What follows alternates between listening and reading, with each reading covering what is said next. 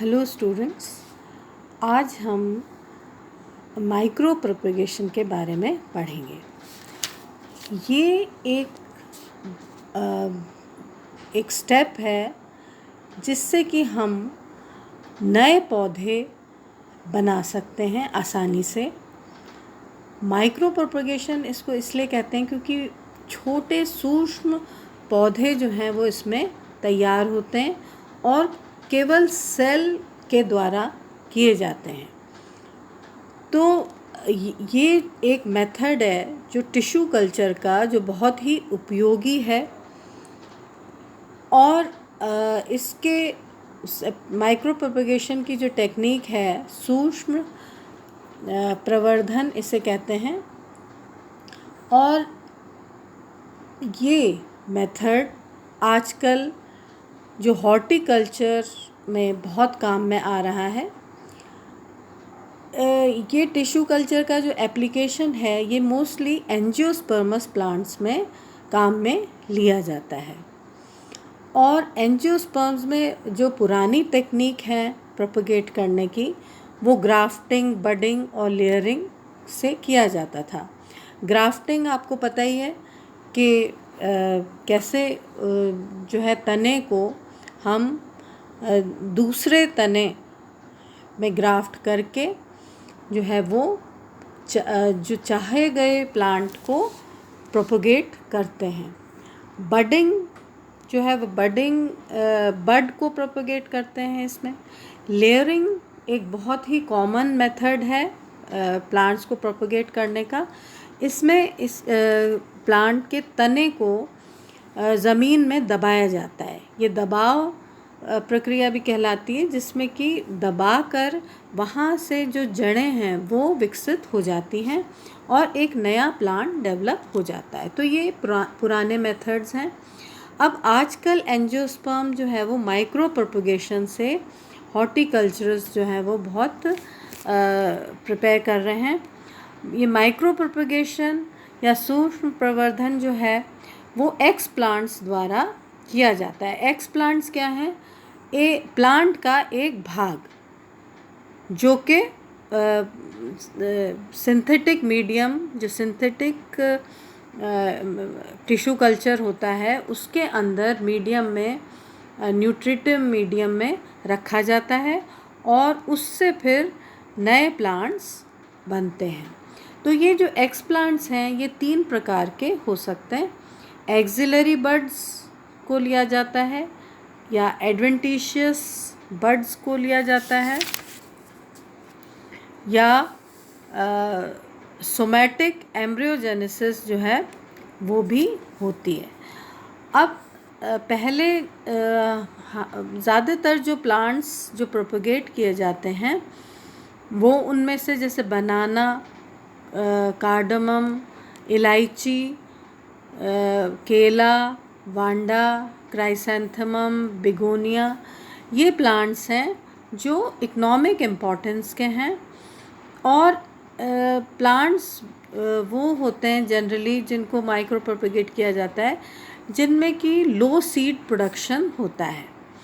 तो ये मेथड जो है उनके लिए यूज़फुल है, उन प्लांट्स के लिए जिनमें सीड प्रोडक्शन मतलब बीज जो है वो बहुत कम मात्रा में बनता है या बहुत मुश्किल से प्राप्त होता है। दूसरा, उन पौधों में ये बहुत अच्छा काम करता है जिसमें हम पौधे ये चाहते हैं कि एग्जैक्टली ये पौधा जैसा हम चाहते हैं वैसा ही हमें और पौधे मिलें। तो जब एग्जैक्ट रेप्लिका हम चाहते हैं किसी पौधे की तो भी ये माइक्रो प्रोपगेशन एक अच्छा मेथड है। तीसरा, उन पौधों में अच्छा है जो एंडेंजर्ड प्लांट्स हैं, तो उनके प्रोपगेशन के लिए बहुत आइडियल है क्योंकि ज़्यादातर एंजियोस्पर्मस प्लांट्स में नॉर्मली पोलन कहीं और से किसी और प्लांट से आती है ना, तो वो नहीं है क्योंकि प्लांट जो है उसकी कमी आ गई है, एंडेंजर्ड है। तो ऐसे पौधे जो हैं हम माइक्रो प्रोपगेट कर सकते हैं। तो ये जो है वो एक आउटलाइन है माइक्रो प्रोपगेशन की। अब जैसे हम इसको ये मानें कि एप्लीकेशंस इसकी माइक्रो प्रोपगेशन की क्या क्या हैं, तो सबसे पहले तो ये है कि बहुत सारे पौधे एक साथ तैयार हो सकते हैं और इनमें कम टाइम लगता है, क्योंकि लैब के अंदर थोड़े से ही एक्सप्लांट, अब एक्सप्लांट जो क्या है वो एक प्लांट का टुकड़ा है जिसमें बहुत सारी सेल्स हैं। अब हर एक सेल जो है वो एक जाइगोट की तरह से जो है वो करती है और जाइगोट परिवर्तित हो जाता है सोमैटिक एम्ब्रियोज में। तो एक ही छोटे से टुकड़े प्लांट के उससे हम इतने सारे बना सकते हैं। दूसरा, डिज़ीज़ फ्री प्लांट्स जो हैं वो मिलते हैं हमें, क्योंकि ये एसेप्टिक कंडीशन में हम इसको उगा रहे हैं, तो डिज़ीज़ फ्री प्लांट्स हमें प्राप्त होते हैं। और इनके अंदर जो डिज़ीज़ है उसकी भी रिस्क बहुत कम होती है। इसमें जेनेटिक कंजर्वेशन जो है वो बहुत ज़्यादा होता है। और माइक्रो प्रोपगेशन में जो ये मेथड है इसमें बहुत ल्यूक्रेटिव है फॉर बायोकेमिकल। जैसे एक ही टुकड़े से बहुत सारे प्लांट्स एकदम बन जाते हैं, तो कुछ केमिकल्स कई प्लांट्स से निकाले जाते हैं, तो ऐसे केमिकल्स के लिए ये माइक्रो प्रोपगेशन बहुत अच्छा है। यदि हम किसी प्लांट से कोई बायोकेमिकल एक्सट्रैक्ट करना चाहते हैं तो ये मेथड बहुत कारगर साबित हो रहा है।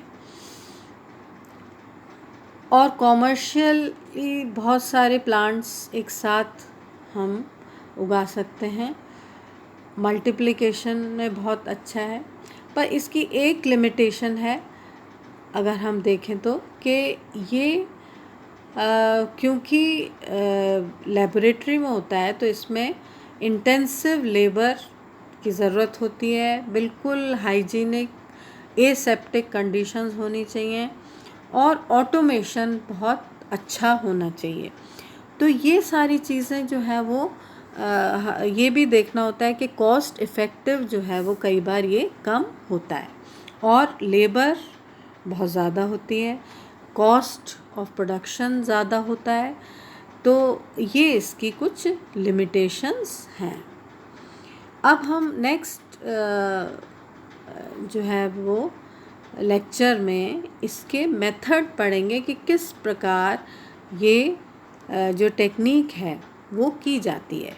माइक्रो प्रोपगेशन की टेक्निक का मेथड जो है हम लेंगे।